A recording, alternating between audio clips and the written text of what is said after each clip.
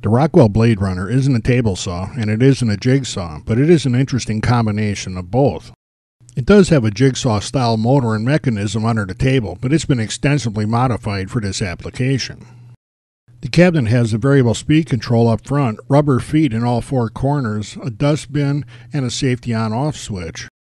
They even put a simple blade storage drawer underneath the front of the table.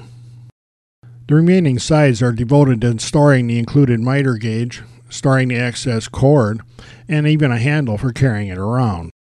The brushed steel table is relatively large for a benchtop machine.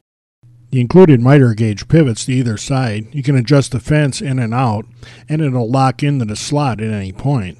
It's really not bad for a machine in its price point, but remember, if you really want accuracy, you're going to have to build a sled. The overarm blade guard does a good job of protecting it from the blade, and it can be adjusted up and down for the thickness of the stock or to clear it for changing the blades. This removable adapter has an 1.5 inch outside diameter, which makes it compatible with most shop vac hoses. Installing or removing the blade is tool-free. You just push this button, slide it to the side, and install or remove the blade as necessary. Remove the blade insert, and you can see the rubber boot that seals the blade mechanism from the dust. You can also see the roller blade support at the rear.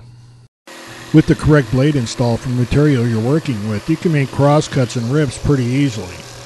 If you use good quality, aggressive bits, it works a lot better. You can even cut steel and aluminum, again with the right blades for the material.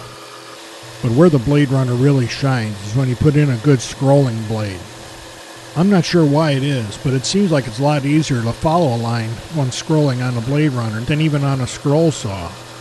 The Bladerunner can't match a scroll saw for the very fine work, but for everything else it can come real close. If you do small work in your shop, whether it's part of a bigger project or in a smaller project on its own, the Bladerunner might be the machine for you.